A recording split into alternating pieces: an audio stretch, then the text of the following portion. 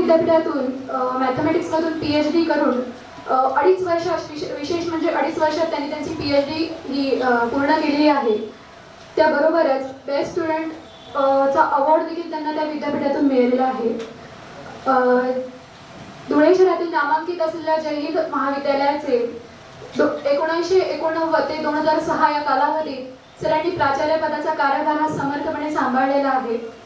शिवाय महाविद्यालयीन स्तरावर फूड फाउंडेशन सारखी संकल्पना आणि विद्यार्थ्यांच्या हितासाठी अनेक चांगले उपक्रम आदरणीय अण्णांनी राबवलेले आहेत.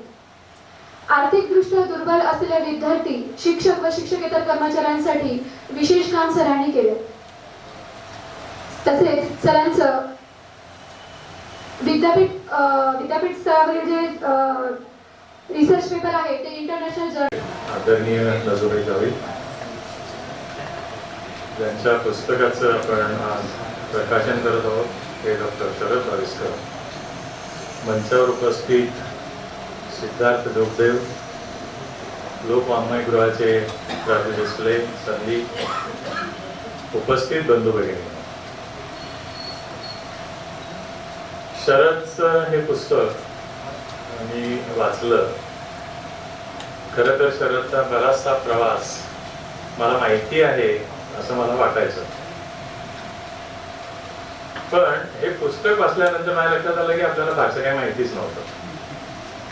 कारण त्याने जे भोगलेलं आहे आणि ज्या पद्धतीने तो पुढे चालत गेला आहे ते खरोखरच खूप कौतुकास्पद. हा शब्द फार सौम्य असं मी म्हणेल. खूप मोठं काम आहे. नॉर्मली अगदी विपरीत परिस्थितीतनं शिकून मोठी झालेली खूप माणसं आपल्याला भेटतात. आर्थिक विपन्नतेतून शिक्षण घेऊन खूप मोठी झालेली, आर्थिक दृष्ट्या खूप सधन झालेली माणसे आपल्याला खूप माहिती आहे. म्हणजे 1.5 एकर शेती असलेल्या शेतमजुराचा मुलगा, आमच्या जैनचाच विद्यार्थी, पुढे IAS होऊन कलेक्टर झाला. आता सध्या पिंपरी चिंचवडचा तो आयुक्त आहे. 11वीत असताना एका विद्यार्थ्याचे आई वडील दोघं ऍक्सिडेंट मध्ये गेले. तोही मुलगा आज खूप मोठा झालेला आम्ही पाहतो. अनेक उदाहरणं आहेत. अगदी माधुकरी मागून मोठे झालेले पण माहिती आहेत. अशी उदाहरणं आजूबाजूला असताना शरद बाविस्करचं प्रवासाचं वैशिष्ट्य काय?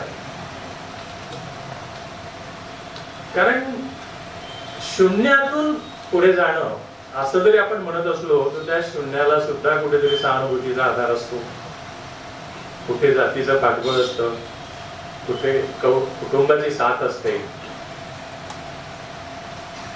मी ज्या विद्यार्थ्याचा उल्लेख केला की ज्याचे दोघं आई वडील ऍक्सिडेंट मध्ये गेलेले, तो 11वीत शिकत होता, जैनचाच विद्यार्थी होता, पण त्यालाही म्हणजे लांबचे कवीना नातेवाईकांनी सांभाळलं, इतरांनी समाजाने त्याला थोडी मदत केली.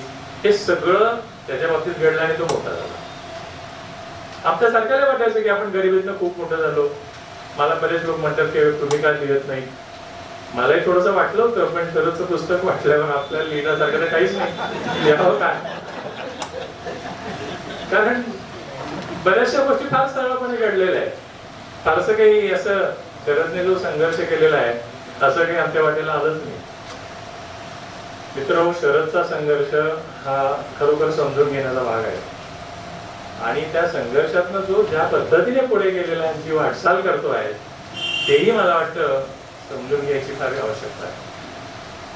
आम्हाला जैनचा विद्यार्थी म्हणून खूप अभिमान नक्कीच आहे शरदचा, पण आज जर विचार केला तर तो जैनला खूप मागे टाकून फार पुढे गेले. केवळ JNU मध्ये प्रोफेसर आहेत एवढ्यासाठी नाही म्हणत. सिद्धार्थने त्याच्या काही गोष्टी आपल्याला सांगितल्या.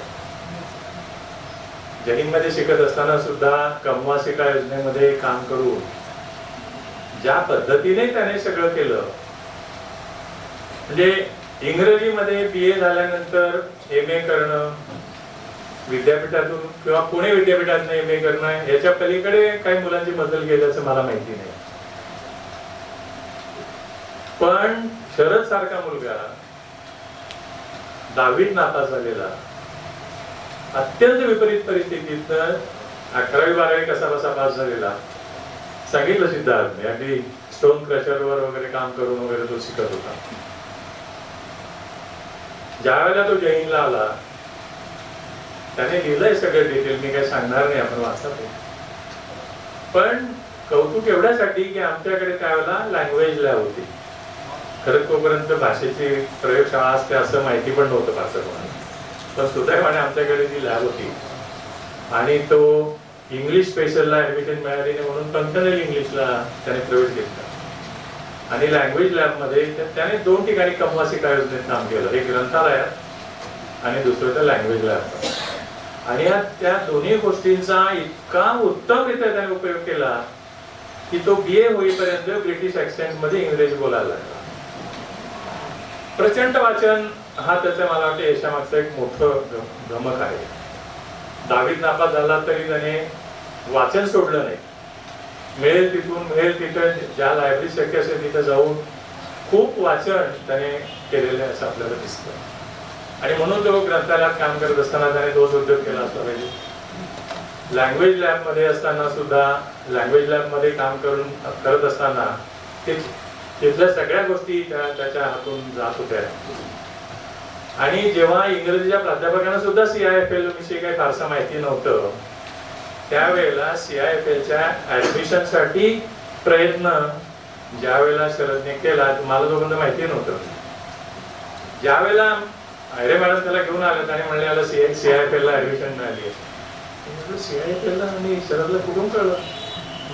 म्हणजे मिळाली त्याला ऍडमिशन. मी म्हटलं फारच चांगली गोष्ट आहे. तो CIFL ला सांगितलं सिद्धार्थने की हैदराबादला हॉस्टेल नव्हतं म्हणून मग त्याने लखनौला घेतले ऍडमिशन.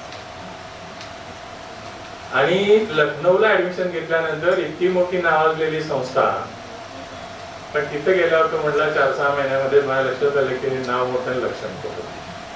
त्याचं कारण असं होतं की त्याची भूक फार मोठी होती. जे जैन बद्दलही कदाचित त्याचं ते मत असेल त्याने फार सांभाळून दिलं होतं जैन. तर लखनौच्या त्या संस्थेमध्ये तो लिहितो की जे शिकवतो ते त्याला काही अर्थच वाटेना त्याला. आणि म्हणून एखाद दुसऱ्या शिक्षकाचा तास करणं आणि दिवसभर लायब्ररीत जाऊन अभ्यास करणं हा त्याला छंद लागतो. तत्वज्ञानाविषयी त्याला विशेष आवड निर्माण झाली आणि त्यासाठी त्याने तत्वज्ञानाची पुस्तकं वाचायला सुरुवात केली. कुठेतरी त्याला फ्रेंच तत्वज्ञानाची पुस्तकं वाचताना त्याला ते इंग्रजीतनं अवेलेबल होती ती वाचली. त्याला वाटलं आपल्याला फ्रेंच मधून वाचता यायला पाहिजे आणि म्हणून त्याने फ्रेंच शिकण्याचा प्रयत्न केला. सिद्धार्थने सांगितलं तसं की फ्रेंचच्या कोर्ससाठी ऍडमिशनसाठी काही पैसे लागत होते, त्याच्याकडे पैसे नव्हते. म्हणून त्या फ्रेंचच्या शिक्षकालाच त्याने विचारलं की मी नुसतं तासाला बसतो, मला काही सर्टिफिकेट किंवा काही नकोय, मला फक्त फ्रेंच शिकायची. त्या शिक्षकाने त्याला परवानगी दिली. पण जसं सिद्धार्थ म्हणाला तसं कोणीतरी तक्रार केली आणि तू बिना परवानगीने कसा काय तिथं बसला म्हणून त्याच्यावर कारवाई करायची वेळ आली. त्याने ते सगळं सोडून दिलं आणि अगदी एकलव्याच्या पद्धतीने त्याने फ्रेंच भाषा शिकली. आणि किती जी गोष्ट एखाद्याला 2-2.5 वर्ष लागली असते त्याने 3-4 महिन्यामध्ये इतकी प्रगती केली की लखनौ मध्ये फ्रेंच शिकवणाऱ्या शिक्षकाची ज्यावेळेला गरज होती त्यावेळेला त्याची बरोबर असणारे एका फ्रेंच विद्यार्थी म्हणजे फ्रान्स मधून आलेल्या एका विद्यार्थीने याचं नाव सजेस्ट केलं आणि तो तिथं फ्रेंचचे क्लासेस चालवायला लागले. काही क्लासेस ते फ्रेंचचे होते तिथं शिकवलं, काही ठिकाणी खासगी शिकवण्या पण केल्या त्याने. 1000 रुपये तासाने. कल्पना करा तुम्ही गोष्ट कधी 2000 वगैरे असेल. चांगला पैसा मिळत होता पण त्याला तिथं थांबायचं नव्हतं. लखनौ मध्ये पण खूप अडचणी आल्या, अगदी हाणामारीपर्यंत प्रकरण. कारण हे सगळं हा मुलगा एवढं सगळं करू शकतो हे सहन होणारी बरीचशी आजूबाजूला मंडळी असतेच ना.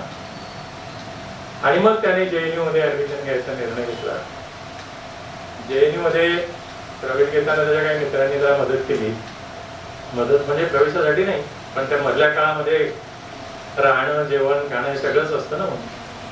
तर ते काही मित्रांनी त्याला मदत केली आणि JNU मध्ये त्याने प्रवेश घेतला. त्याला प्रवेश मिळाला.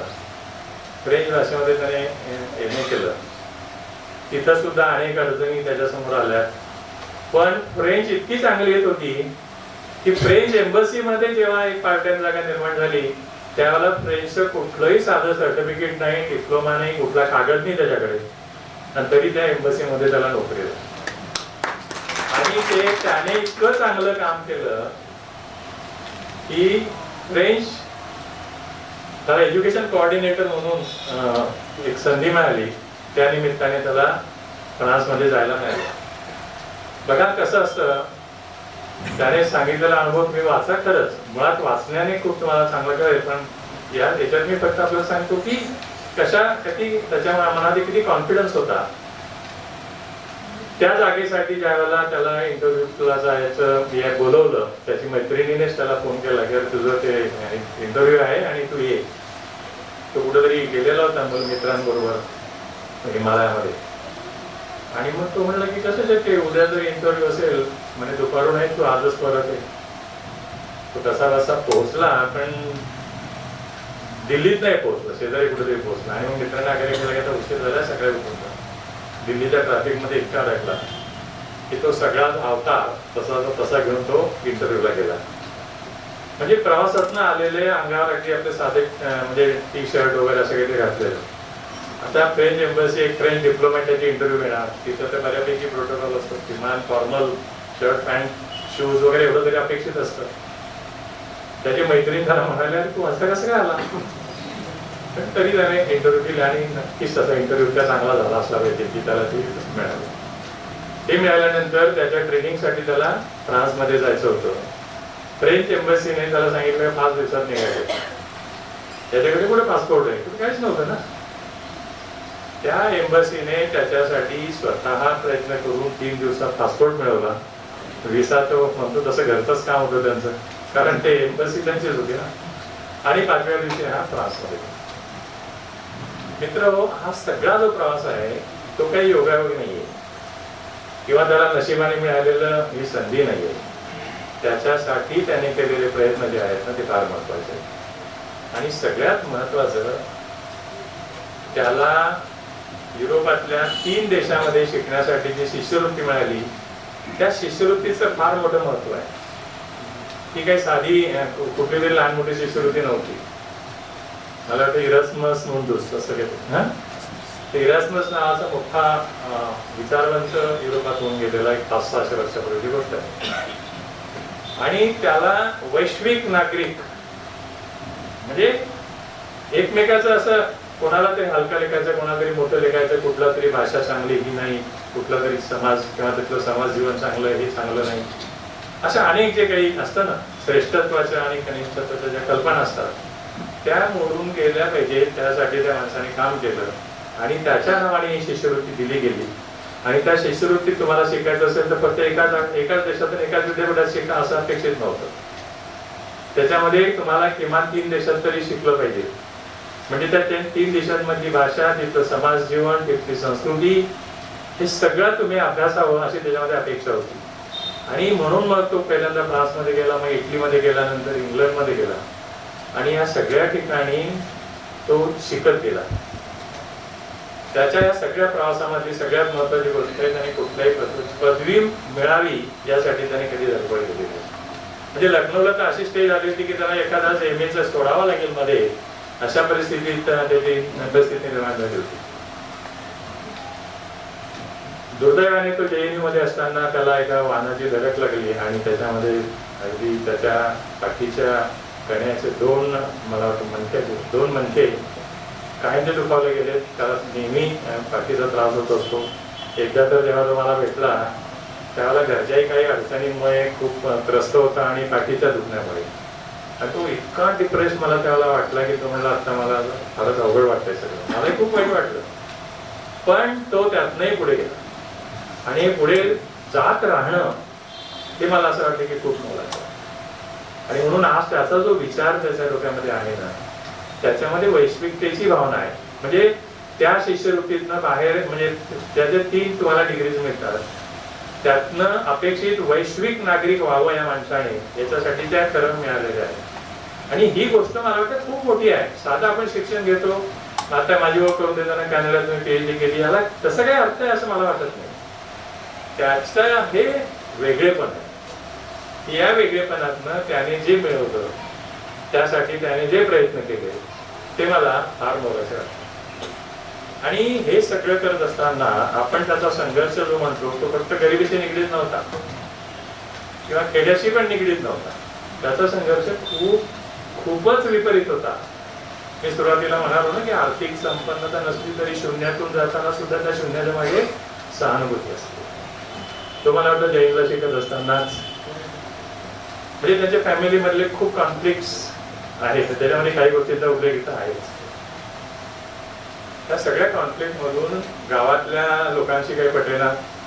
बरं, त्यांचं मुळात ते त्या मला वाटतं रायगडचे मूळ रहिवासी नाही, बाहेरून येऊन तिथं राहिलेले हे कुटुंब. आणि वडिलांनी त्या परिस्थितीला तोंड देताना शेवटी इतका म्हणजे त्यांना असह्य झालं, ते व्यसनतेच्या अधीन गेले आणि त्यामध्ये त्यांनी जीवन संपवलं. एवढ्यावर न थांबताना गावाने अशा परिस्थितीत त्यांच्या म्हणजे कुटुंबाला काहीतरी मदत, काहीतरी सहानुभूती किमान ही अपेक्षा होती, पण तशी मिळाली नाही. उलट विपरीत काहीतरी प्रचार करत त्यांचे इतकं ससे उलपट केली की शेवटी गाव सोडावं लागलं. आणि सिद्धार्थ म्हणाला तसं बहिणीचं लग्न, त्याच्या भावाने हे सगळं कसं सहन केलं असेल हा आणखी दुसरा विषय आहे. म्हणजे शरदजवळ असलेल्या क्षमता, त्याच्या ॲबिलिटीज या सगळ्यांच्या माध्यमातून त्याने यातनं मार्ग काढत गेला. त्याच्या मोठ्या भावाने कसं काय मॅनेज केलं असेल, कारण हे सगळं त्याच्या मोठ्या भावाच्या पण वाटेला आलेलं होतं आणि त्याने सोपा मार्ग निवडला. आणि तो सोपा मार्ग म्हणजे आपण समजू शकतो की तो व्यसनाच्या अधीन झाला. बहिणीचं लग्न होईना ते झालं, त्याच्यासाठी काहीतरी थोडंफार घरातली जी 1-2 एकर जमीन विकली, काय विकलं, काहीतरी केलं आईने आणि त्या बहिणीचं लग्न केलं. त्याच्यात फसवणूक झाली, बहिणीचा प्रचंड छळ झाला, हे सगळं चालूच राहिलं. म्हणजे तो हे सगळं सहन करत करत पुढे गेलाय. म्हणजे मी पाठीच्या दुखण्याचं तर म्हणजे इतकं असह्य झालं की त्या 3 देशांमधनं परत मध्येच त्याला यावं लागलं. त्याची PhDची पदवी नंतर इथं आल्यावर त्याने पूर्ण केली. तिथं पूर्ण करायला सुद्धा त्याला तिथं राहणं जवळजवळ अशक्य झालं. हे सगळं जेव्हा तो त्याच्यात लिहितो आणि मग तो असं म्हणतो, मी त्याच्यातले काही भाग तुम्हाला फक्त वाचून दाखवतो आणि तुम्हाला अंदाज येईल.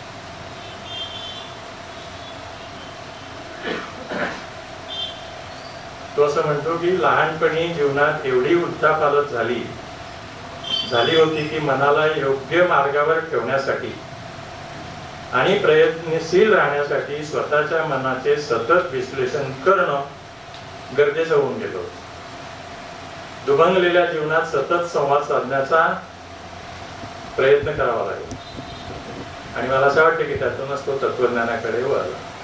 तत्वज्ञानाची अतिशय सोपी व्याख्या तो सांगतो की आपले मूलभूत प्रश्न नेमके कोणते हे ठरवण्यासाठी लागणारं आवश्यक चिंतन म्हणजे तत्वज्ञान. आणि त्याने त्याच्या समोर आलेले प्रश्न नेमके कोणते ते प्रश्न समजून घेणं आणि मग त्याच्यातनं मार्ग काढण्यासाठी काहीतरी चिंतन करणं हे त्याने त्याच्यामध्ये म्हटलेलं आहे. तो पुढे म्हणतो, टोकाचे अनुभव असताना मृत्यूच्या सतत टांगलेल्या तलवारीच्या भीतीपासून मी तत्वज्ञानामुळे वाचतो. म्हणजे हे तत्वज्ञानामुळेच मी या सगळ्या भीतीपासून वाचलो. एरवी ती तलवार कायम टांगती राहिलेली होती. जीवनाची सुरुवात अतिशय प्रतिकूल परिस्थितीत होऊन सुद्धा आणि पावलोपावली निरर्थक वाटणाऱ्या क्षणांना सामोरे जाताना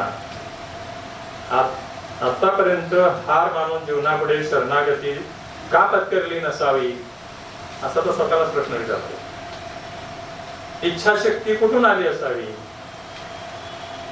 हे सगळे प्रश्न तो विचारत विचारत पुढे गेलेला आहे. हे प्रश्न सोडवण्यासाठी त्याला निदान हे कळत होतं की हे प्रश्न आहेत आणि मला हे प्रश्न सोडवायचे. मित्रो, या पुस्तकात खूप प्रश्नांची आपल्यालाही उत्तरं मिळतील. आपल्या समोर अनेक प्रश्न आहेत, अनेक प्रश्नांची उत्तरं आपल्याला हवी आहेत. म्हणजे देशीवादाबद्दल सिद्धार्थ बोलला की देशीवाद जर संकुचिततेकडे जाणार असेल तर मग ती अश्वत्थाम्याची बळबळती जखम जशी आहे तसं ते चालू राहणार आहे. मला साहित्यातला देशीवाद आणि आज आपल्या डोक्यावर असलेला राष्ट्रवादातला फरक नाही कळत. काहीतरी असेल थोडासा किरकोळ. पण जो राष्ट्रवाद आपल्या डोक्यावर आज नाचतोय, तो राष्ट्रवाद आपल्याला कोणत्या दिशेने घेऊन जातोय? कुठे आहे वैश्विकतेचं त्याच्यामध्ये? मित्र हो, हा राष्ट्रवाद आपल्याला त्या बळवत्या जखमेसारखं करून जाणार आहे या देशाला. आपल्याला या गोष्टी समजून घेणं किती गरजेचं आहे ते शरदचं पुस्तक वाचताना आपल्याला कळतं. त्याने व्यवस्थेबद्दलही काही भाष्य केले, त्याच्या पुस्तकावर शेवटी लिहिलेलं आहे.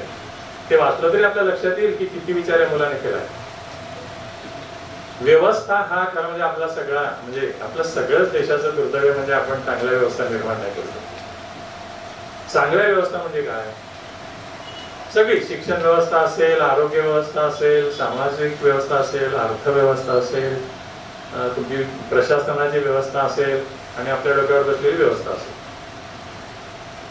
या सगळ्या व्यवस्थांचं आपण पाहिजे त्या पद्धतीने उभारू शकलो नाही. आणि हे युरोप आणि पाश्चात्य देशामध्ये एकूणच बऱ्यापैकी व्यवस्था उभ्या राहिल्या. अर्थात त्यांना शेकडो वर्षाची परंपरा आहे, आपल्याला हार्डली 70 वर्षाची आहे. त्या 70 वर्षामध्ये थोड्याफार तर व्यवस्था बांधण्याचा प्रयत्न झाला आणि त्यांनी काहीच केलं नाही म्हणून आता मोडण्याचा प्रयत्न झाला. मित्र हो, व्यवस्था म्हणजे माझं म्हणण्याचा अर्थ आहे की व्यवस्थेबद्दल असं म्हटलं गेलं आहे की कुठली व्यवस्था अशी असली पाहिजे की ती रोबस्ट असली पाहिजे. म्हणजे कसं की जसं एखादा हॉल आहे, आता हा फार AC वगैरे सगळं काही असलं तर मग एकदम या हॉलमध्ये आपल्याला कुठलाही कार्यक्रम सहज नाही करता येणार. पण साधी फरशी बसवलेली आहे, साधं काहीतरी चला झाडून घेतलं की कार्यक्रम सुरू. तशा पद्धतीची व्यवस्था पाहिजे की ज्याच्यासाठी फार आपल्याला एलिट किंवा फार असं काही गरज नाहीये. काय गरज आहे मग? कारण त्या व्यवस्थेमध्ये मात्र शिक्षण संस्था घ्या तुम्ही किंवा एकंदरीतच शिक्षण व्यवस्था घ्या किंवा कुठली आरोग्य व्यवस्थेबद्दल आपण दिनवेळे पाहतो, तर व्यवस्था अशी पाहिजे की लोकशाहीमध्ये होतं काय की ती व्यवस्था चालवणारी, त्या व्यवस्थेच्या शीर्षस्थ स्थानी असणारी माणसं कोणी असू शकतात लोकसत्तेमध्ये. ते प्रामाणिक असू शकतात, लवाल असू शकतात, सज्जन असू शकतात, दुर्जन असू शकतात, फार सक्रिय असू शकतात, निष्क्रिय असू शकतात. कसेही असले तरी व्यवस्था फारशी हलायला नको. थोडीफार इकडे तिकडे होऊ शकेल. अमेरिकेमध्ये ट्रम्प आला, थोडंफार हल्लं, पण नंतर काही नाही. आपल्याकडे पूर्ण व्यवस्थाच कोलमडायला आली आहे आणि हेच आपलं अपयश आहे की आपण या व्यवस्था नीटपणे उभ्या करू शकतो. आणि त्या व्यवस्थेबद्दल शरदचं चिंतन त्याच्यामध्ये मी फक्त वाचून दाखवतो. मला व्यवस्था आणि स्वातंत्र्य या मानवी जीवनातील एकाच नाण्याच्या दोन बाजू वाटतात. व्यवस्था मानवी जीवनाची अपरिहार्यता आहे, तर व्यवस्थेचं कुठल्याही क्षणी निरंकुश होणं मात्र मानवी स्वातंत्र्यावरील टांगती तलवार आहे. व्यवस्था म्हणजे फक्त समाज आणि इतिहास नसून आपण जी भाषा बोलतो ती सुद्धा व्यवस्थेचं काम करते. आपलं कुंठित आणि शीघ्र आकलन सुद्धा व्यवस्थेचं प्रतिबिंब असतं. एका अर्थाने आपला जन्मच अनिवार्यपणे व्यवस्थेने घेरलेल्या साखळदंडामध्ये बंदी म्हणून होत असतो. त्या साखळदंडांच्या अस्तित्वाची जाणीव ही आपल्या सापेक्ष सृष्टीची पूर्वअट आहे. तो एवढा विचार शरदने केलेला आहे. जसं कोणतरी म्हणाल बहुतेक सिद्धार्थच किंवा की आपल्या डोळ्यामध्ये कॉम्रेड शरद पाटलांनी जसा बेसिक विचार केलेला होता या सगळ्या व्यवस्थेबद्दल, अगदी त्याच चालीवर त्याच पद्धतीचा विचार शरद करतोय. सिद्धार्थ म्हणाला तसं की सगळ्या विचारांची मांडता होती भोवती, म्हणजे त्याने सगळ्यांनाच प्रश्न विचारले. म्हणजे त्याची ही मोठी बाजू आहे की त्याने अन्याय नाही सहन केला. जिथं जिथं काहीतरी चुकीचं घडतंय किंवा आपल्या गैरफायदा घेतोय कोणीतरी, थोडा परिस्थितीमुळे आपली परिस्थिती थोडी हलकी वाढाय म्हणतो ना आपण खानदेशात, तसं असेल तर मग लोक गैरफायदा घेतात. तसं कोणी दिसलं ना तर तिथं तो ठामपणे उभा राहिलेला आहे. अगदी JNU मध्ये सुद्धा एक असेच प्राध्यापक होते आणि मग नेहमी याला कसं थोडस हे करायचं, प्रयत्न करायचे. आणि त्यांनी यंग बॉय त्याची ओळख करून देताना असं सांगितलं आणि त्याने त्यांना तिथल्या तिथं सगळ्यांसमोर उत्तर दिलं. इटलीमध्ये असताना एक राहण्यासाठी एक जागा भाड्याने घेतली. त्याच्यात आणखी 2 युरोपियन मुलं होती याच्यासोबत. पण त्याने ते पाहिल्यावर त्याच्या लक्षात आलं की इथं फसवणूक झालेली आहे. या माणसाने आपल्याला जे सांगितलं होतं तसं काही या जागेत नाहीये आणि भाडं तर भरपूर घेतलंय. ते युरोपियन गप्प बसले, हा याने डोकं लावलं आणि त्याला काही डॉलर भाडं कमी करायला लागलं पाऊंडामध्ये. म्हणजे प्रत्येक ठिकाणी त्याने असा हे नाही केलं आणि म्हणूनच त्याचा जो लढा आहे, लढा म्हणणार नाही, त्याची जी वाटचाल आहे ती फार अर्थपूर्ण आहे. मी दिलीप चव्हाणांचा लेख वाचत होतो. 40-42 वर्षी आत्मकथन लिहिणं बऱ्याच जणांना असं वाटेल की काय एवढं, कारण आत्मकथन लिहिण्यासाठी सगळे अनुभव मिळायला अजून पुष्कळ आयुष्य शिल्लक आहे. पण त्याने या 40 वर्षात जेवढे अनुभव घेतले आहेत ते आपण 100 वर्ष जगलो तरी मिळणार नाही. त्यात आणखी एक मला त्याचं थोडस असं म्हणायचंय, त्याने आत्मकथनाबद्दल सुद्धा लिहिलेलं आहे. ते आत्मकथन हे सुद्धा किती निरर्थक आहे असंच तो लिहितो आणि त्याचं आत्मकथन आहे असं. पण त्याच्या मागचा जो विचार आहे ना, त्याचं म्हणणं असंच आहे की आपलं जगणं आणि आपल्या आठवणी या दोन वेगळ्या गोष्टी आहेत. आपण जे जगतो त्यातल्या बऱ्याचशा गोष्टी आपल्याला नंतर आठवत पण नाही. आठवल्या तरी मग त्याच्यातल्या आपण ठराविक निवडतो, तेवढ्याच मांडतो, त्याच्यापेक्षा बऱ्याचशात आपण दाबून ठेवतो. आणि मग असं आत्मकथनाला काय अर्थ आहे असा तो प्रश्न विचारतो. पण शरदने जाणीवपूर्वक या सगळ्या गोष्टी मांडलेल्या आहेत. त्या मांडत असताना त्याने कशी वाटचाल केली हेही आपल्याला कळतं. आणि त्यामुळेच हे आत्मचरित्र जे आहे, आत्मचरित्र हा शब्दाचा जे मोठा असेल, आत्मकथनच म्हणूया आपण, तर हे जे त्याचं आत्मकथन आहे त्याला खूप मोठा अर्थ आहे. म्हणजे खरोखरच नाही, मला फार थोडीपासून पुस्तक वाचताना आत्मकथन वाचायची खूप सवय. बहुतेक मी जुने सगळेच वाचलेले, कधी स्त्रियांचे वाचलेले, कधी स्नेहप्रभा प्रधानपासून तर माजी देसाईंपासून तर हौसा वाडेकरांपासून तर इकडे बलुत्ता दया पवार असतील, शंकरराव खरात असतील, म्हणजे सगळ्यांचे आत्मकथन वाचलेले. या सगळ्यांनी जे बोललेलं आहे अगदी त्या प्रतीचं, त्या लेवलचं आत्मकथन आहे असं मला वाटतं. आम्ही थोडं मॅडमांना मी असं एका ठिकाणी कार्यक्रमाला ज्या दिवस बसलो होतो, मॅडम मला विचारलं शरद बरेच जात होते. मी म्हटलं तुम्हीच तर माझ्याकडे आणलं, तुम्हीच त्याला मदत केली, तुम्हाला जास्त माहिती पाहिजे. म्हणजे प्रश्न जातीचा नाहीये त्याच्यामध्ये, प्रश्न जातीचा येत नाही. हे ज्यांच्या ज्यांच्या वाट्याला आलं त्यांनी ते जे जे भोगलं ते समर्थपणे मांडलं, हे त्याचं मोठं वैशिष्ट्य आहे. आणि कुठला विचार स्वीकारायचा ते सिद्धार्थ म्हणाला. संघावाले भेटले, निसळ्यावाले भेटले, डावे भेटले, असे सगळेच भेटले त्याला, कारण JNU मध्ये सगळं एकत्र असतं सगळं. तर त्याला ज्यावेळेला डाव्यांनी म्हटलं तर ते म्हटलं की मार्क्सवादच फक्त का, त्याच्या पलीकडे कोणी नाही का. त्याने उलट त्यांना विचारलं तुम्ही फुले आंबेडकरांचे काय वाचलंय. म्हणजे मुद्दा असा आहे की त्याला असा एकांगी विचार कुठलाच नको. आणि मग त्याने फुले आंबेडकरांच्या विचारावर आणि काहीसा डावा विचार, पण त्यातलं पण सगळ्यांनी जे जे चांगलं आहे ते सगळं घेऊन आपली एक वाटचाल तो आता करतो आहे असं मला वाटतं. ती वाटचाल करत असताना त्याच्या पुढच्या अडचणी संपलेल्या नाहीये. JNU मध्ये तो लागला तर त्यावेळेला असं वाटलं होतं की आता शरदचे बहुतेक सगळे प्रश्न सुटले, आणि तसे सुटले आहेत आपल्याला साधारणपणे पाहिलं तर. पण JNU मध्ये JNU ची सगळी ओळख पुसायचा जो प्रयत्न चाललाय ना, तो तर मला वाटतं याच्या दुर्दैवी गोष्ट कुठली असू शकत नाही.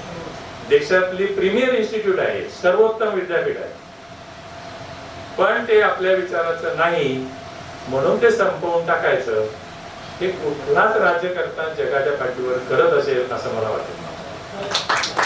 आणि हे आपल्या देशामध्ये दुर्दैवाने जे घडतं आहे ते शरदला असं म्हणायच्या पलीकडचं. त्याच्यासाठी त्याने 1-2 वेळा ओढवून घेतलं. जे तो मध्ये पडला, सिद्धार्थ म्हटला तसा, त्यावेळेला त्याला ऐकवलं लोकांनी, तिथून जा नाही तर मग तुझे पण नाही जावं सांगितलं. आणि म्हणून तिथं सुद्धा त्याचं असणं आणि त्याची एकंदरीत वाटचाल पाहिली तर प्रेमापोटी माझ्यासारख्याला तरी काळजी वाटते. आणि म्हणून शरदने थोडं तरी सांभाळून वाटचाल करावी एवढाच एक वडील तिचा एक त्यांना सल्ला देतो आणि थांबतो.